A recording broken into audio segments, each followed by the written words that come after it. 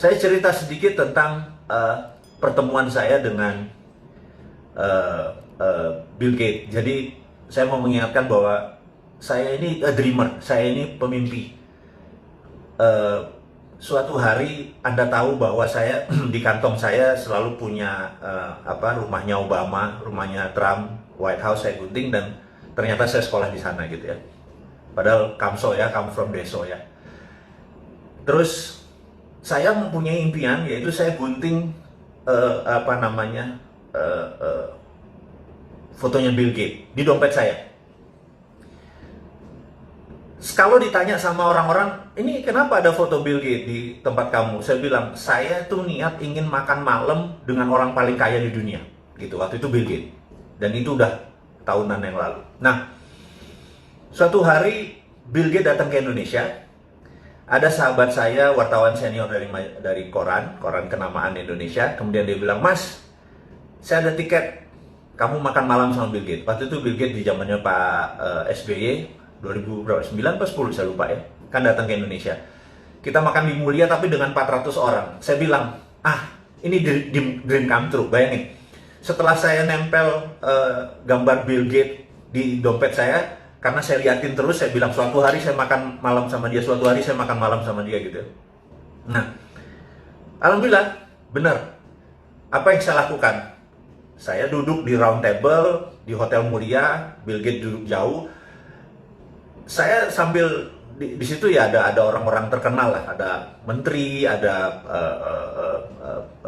pejabat-pejabat teras zaman waktu itu. Nah, lagi kita makan, dalam hati saya bilang kayaknya nggak sah sih kalau saya makan malam atau kita makan malam, tapi jaraknya jauh. Emang saya lihat dia, jadi saya cuma ngeliat dia pakai batik, saya ngeliat, oh orangnya gini, orangnya santun, tapi smart, tapi ya gitu deh. Saya cuma sambil membayangkan gitu ya. Nah, kemudian, tapi saya bilang saya nggak puas nih kalau nggak ngobrol, ini nggak sah nih gitu ya. Nah, terus di tengah-tengah acara lagi makan, ada yang nyeletuk gitu, Mr. Gates, might as well, kan kita lagi bareng-bareng di tempat makan, boleh nggak kami tanya jawab? Terus mereka nanya sama si audience, sama kita yang ber-300-an orang ini nanya, is there anyone yang di sini yang mau bertanya pada Mr. Gates? Apa yang terjadi?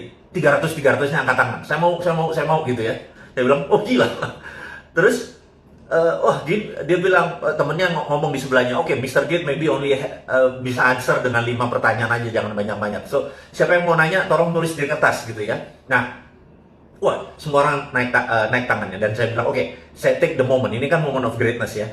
Saya ambil kertasnya, saya tahu kan teman-teman tahu bahwa saya memiliki sebuah keilmuan, ya ilmu kuno sih, ilmu nggak keren-keren banget bagaimana memprogram pikiran bawah sadar seseorang. Saya bilang, dia pasti baca tulisan saya, dia pasti baca tulisan saya. Saya tulis gitu ya, saya lipat, saya taruh. Oke.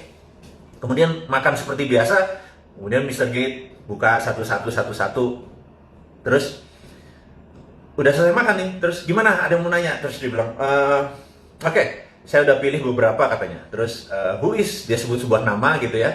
Dia bertanya apa rencana Bill Gates di Indonesia. Terus Bill Gates cerita, kami kan berencana membuat laptop komputer murah di bawah $100 supaya orang bisa ini dan terkoneksi dengan sistem dan lain sebagainya. Cita-cita mulia lah, CCM lah gitu ya.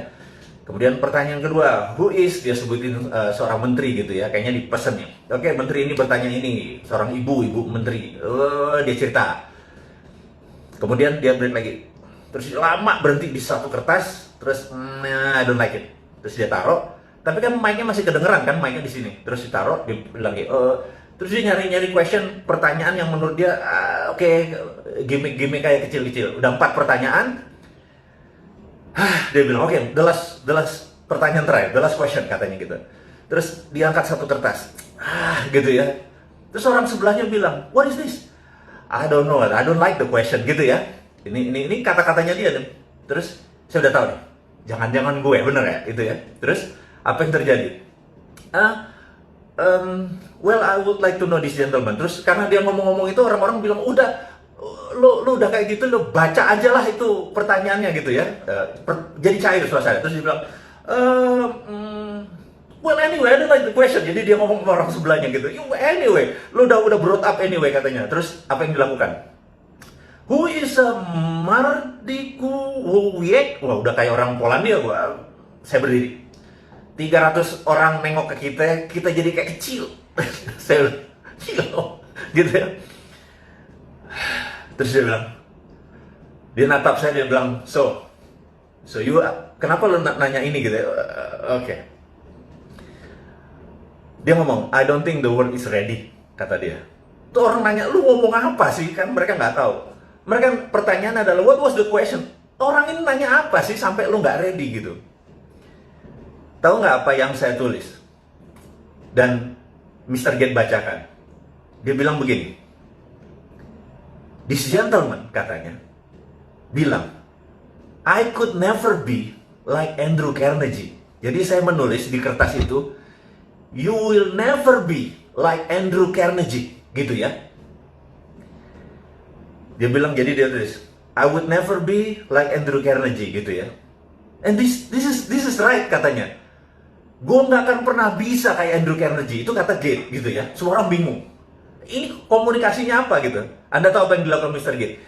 Bill Gates mau buka dompetnya, kemudian dia kasih potret gambar kayak foto saya itu, dia bilang, "Si, fotonya Andrew Carnegie ada di dompet gue," katanya. Saya juga kaget. Dan you are right, I would never be like him. Terus, oke, saya ceritakan dulu kenapanya gitu ya. Saya mengidolakan Bill Gates mengidolakan Andrew Carnegie. Jadi saya tuh waktu itu berpikir, dalam hidup seseorang pasti punya punya drive yang membuat dia menjadi segitu powerful seperti sekarang. Dan pasti ada role model. Dan saya lihat dia, Bill and Melinda Gates ini, kalau pendapatan dia $60 billion, $20 billion ada di Bill and Melinda Gates. Jadi dia berzakat itu 30-40% gitu ya. Mungkin 30% lah atau 20% dari income-nya masuk ke Bill and Melinda Gates Foundation. Karena Bill Melinda Gates Foundation duitnya lebih dari $18 billion. Cukup powerful. Pasti dia punya sebuah role model. Dan saya tahu the biggest philanthropy in the world adalah Andrew Carnegie. Jadi Andrew Carnegie adalah, Anda boleh cek siapa Andrew Carnegie. Di seluruh dunia Museum Andrew Carnegie itu ada, gitu ya. Anda kalau pergi ke Singapura ada, pergi ke Bulgaria ada, Anda pergi ke London Anda ketemu Museum Andrew Carnegie. Andrew Carnegie mendedicate uangnya untuk pendidikan, informasi, dan museum, koleksi-koleksi sains. Nah, Andrew Carnegie di tahun 1900 dia menjual US Steel, dia memiliki Dow Jones, dan Anda tahu Dow Jones, saya udah nggak bisa diceritain lah. Ada New York Stock Exchange dan lain sebagainya. Yang jelas dia punya US Steel yang waktu dia jual angkanya $1 billion. Pada saat sekarang waktu dia menjual US Steel itu di 19 sekian itu, kekayaannya itu kira-kira 4 kali kekayaan Bill Gates saat ini. Jadi kalau Bill Gates punya berapa, katakanlah 80 billion, dia punya 4 kalinya, 320 billion. Jadi kita tahu itu duit waktu itu. Nah, Anda boleh cek di Wikipedia. Di tahun 1898, Filipina ingin merdeka dari Spanyol. Dan Spanyol waktu itu minta uang $20 billion. Filipina nggak punya uang tebusan seperti itu memerdekakan Filipina, dan Filipina minta Amerika. Amerika nggak punya uang, Federal Reserve nggak punya uang, dan Federal Reserve meminta Andrew Carnegie menebus $20 billion untuk kemerdekaan Filipina. Sahabat, apa yang dilakukan? Andrew Carnegie membayar tunai $20 billion, sebuah negara yang dia merdekakan, tanpa sekalipun dia pernah injak tuh tanah Filipina. Jadi, ini membuktikan satu hal, bahwa swasta Amerika lebih kaya daripada negara Amerika. Dan Andrew Carnegie menjadi the biggest philanthropy yang menjadi role modelnya Bill Gates. Karena itu di dalam analisa saya, menganalisa Bill Gates, saya menebak bahwa dia pasti punya role model, gitu ya. Dan saya menebak pasti Andrew Carnegie. Saya nggak pernah tahu, tapi ini kemampuan analisis, kemampuan Sontoloyo. Yang Sontoloyo itu, saya bilang, oke, you could never be like Andrew Carnegie. Lo nggak akan pernah bisa menjadi seorang Andrew Carnegie. Dan dia bilang, you are right. Gue nggak pernah bisa jadi Andrew Carnegie. Nah, jadi itulah yang memotivasi dia. Itulah yang memotivasi saya bahwa kalau Andrew Carnegie pernah begini, di rumah yatim pun saya mencoba mendedikasikan kecil, filantropi kecil, nggak jauh sekali dari seorang Bill Gates dengan foundationnya atau Andrew Carnegie. Tapi ini gamesnya, mau jadi the best of the best ya. Ya kita berkompetisi dengan the best, berkompetisi dengan Andrew Carnegie gitu ya, bukan berkompetisi sama 4L gitu ya, itu bukan kompetitor kita gitu. Dia pernah, ya gitu, kompetitor kita gini, bukan kompetitor, role model gitu ya, dan kita bersaing sehat. Kalau 4L mah, udahlah, gue males ngomongnya. Anyway, teman-teman ini hanya membuktikan bahwa swasta itu lebih powerful daripada negara Amerika. Nah, kita tahu setelah Perang Dunia Kedua, Amerika baru menggunakan printing money dengan New Deals-nya, akhirnya negara Amerika lebih kaya dari swastanya. Jadi, sahabat semua, saya cuma mengingatkan bahwa swasta Amerika tuh berkompetisi sama negara Amerika, gitu ya. Karena itu di sana kalau sekolah tuh ada dua, sekolah Ivy League, ada Cornell, ada Columbia, ada Harvard, MIT dan lain sebagainya. Begitu lulus biasanya menjadi anteknya globalis di Wall Street atau menjadi globalis. Kalau mereka belajar di non seperti di Illinois University apapun lah, Chicago juga nggak nyampe ini, mereka ini paling jadi pegawai World Bank, IMF atau bankers gitu ya. Ana harus mengingatkan ini dua ini. Nah, Wall Street ini saat ini menguasai mungkin 60% kekayaan dunia. Jadi Tencent di situ, Alibaba di situ gitu ya.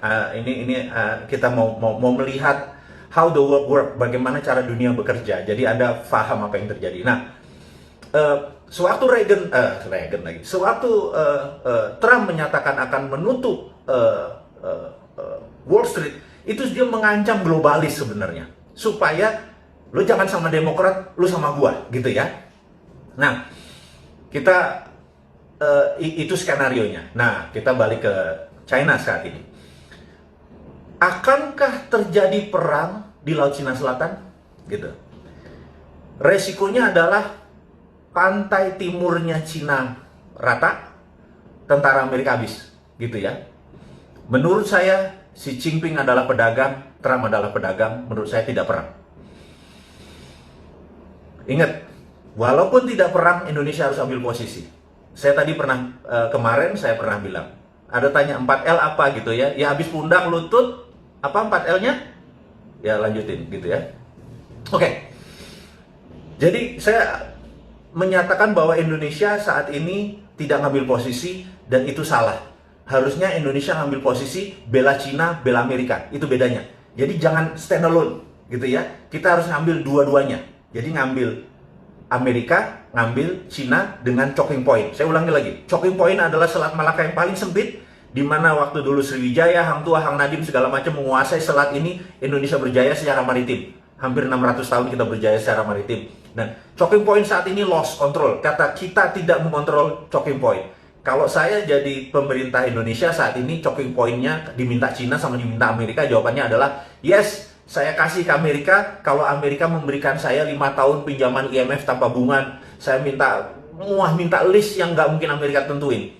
Sama Cina juga sama. Yes, saya akan kasih Cina, tapi Cina harus utang di Indonesia dan kewajiban di Indonesia semuanya dinolin lagi dan lain sebagainya. Kasih semua sebuah penawaran yang mereka nggak mungkin bisa penuhi, tetapi di situ terlihat bahwa kita punya standpoint. Jadi Amerika dan Cina lihat kita punya standpoint. Gue di belakang lo kalau, gue di belakang lo kalau gitu ya.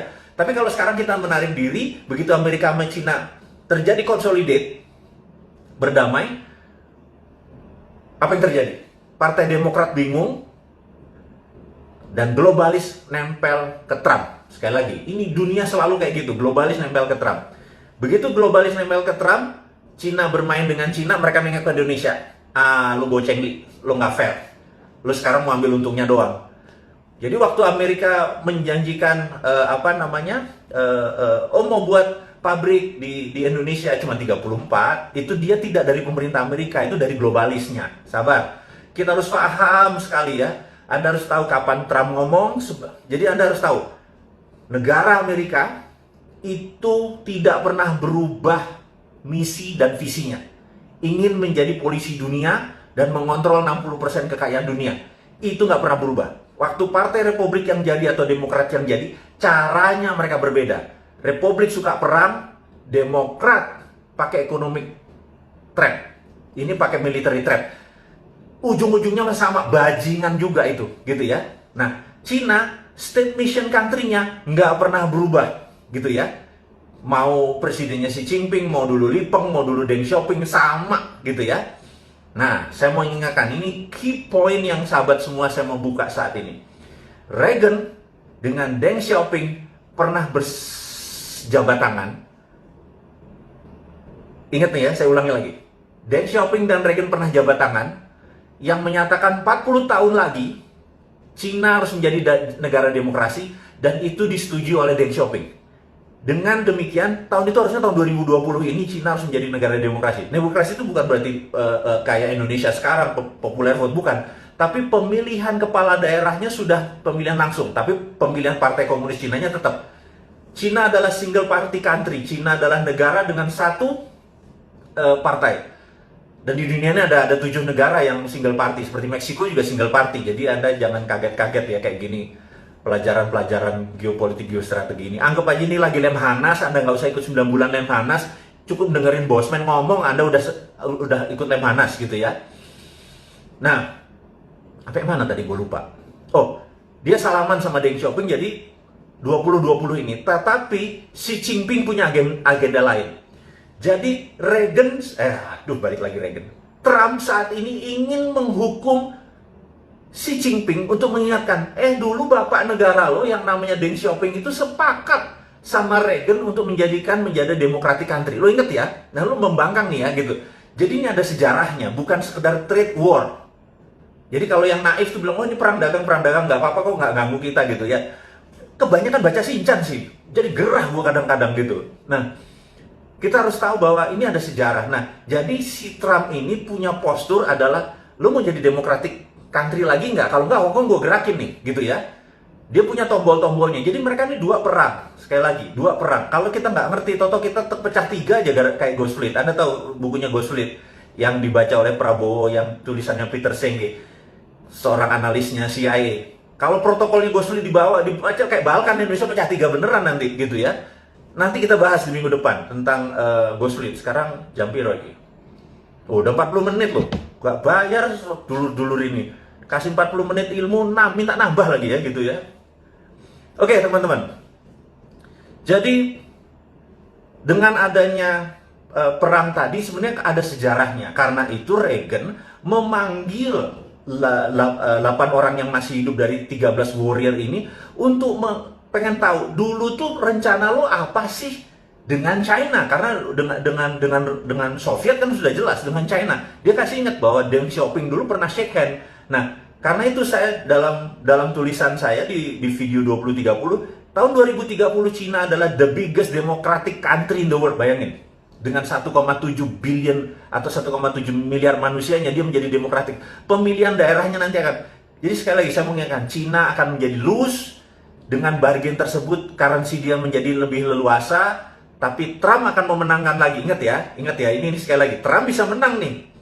Jadi Trump pulang kampung nanti menyatakan dia menang terhadap China. China bilang kita juga nggak kalah. Jadi dia bukan bilang menang ya, China nggak kalah, nggak kehilangan muka di negaranya. Nah, Trump selesai masalahnya. COVID sekali lagi nggak terlalu penting karena kita live with COVID forever. Oke, sahabat semua. Ada terakhir mungkin saya sekedar mengingatkan bahwa beberapa kita mendapatkan berita bahwa China punya renminbi, punya digital currency, punya dan anti dolar. Tar dulu. Itu misleading kalau anti dolar. Dia memainkannya di dalam negeri. Sekali lagi, dia memainkannya di dalam negeri. Dan kita juga nggak mau kalah dong. Kita kan dari dulu juga sudah bilang bahwa kalau kita ini kan Sontoloyo Warni, kita ini kan bukan heavy on government, kita kan heavy on private, bener ya? Kalau saya nih dapat mandat, tapi tenang, saya tidak akan masuk ke politik, saya janji, karena passion saya nggak di situ. Tapi kalau kita dapat mandat atau misi ini ada yang terima, kita kasih juga. Kita adalah heavy on private, jadi swastanya tapi bukan kapitalis, bukan 9 naga yang jadi kaya, UKM yang jadi kaya. Jadi kita ini juga pro on private, tetapi UKM, karena itu kita bangun Santara, kita bangun Rifit, kita bangun organisasi untuk mengangkat UKM.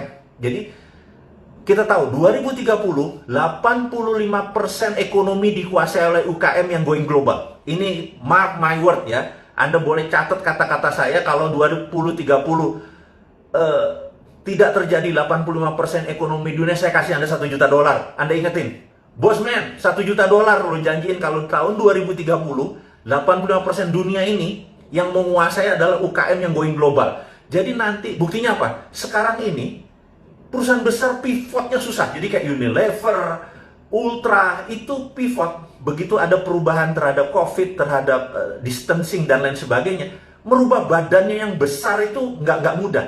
Tapi UKM, 2 bulan kolaps. Ada yang tinggal 10%, ada yang bangkrut, dan lain sebagainya. Tapi besok dia udah hidup lagi. Karena UKM itu pivotnya gampang, mindahinnya gampang. Nah, sahabat semua, jadi karena demikian, kita filosofinya adalah menolong mengangkat UKM. Jadi misi kita jelas, mengangkat UKM.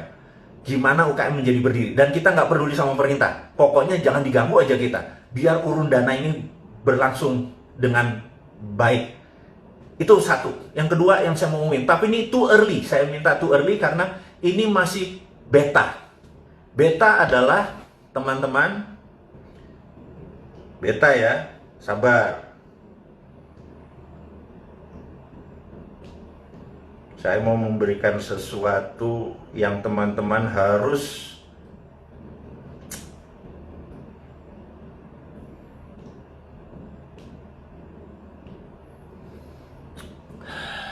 kebalik ya. Kalau kebalik nanti kita akan kasih. Oh, kebacanya kebalik ya. Oke.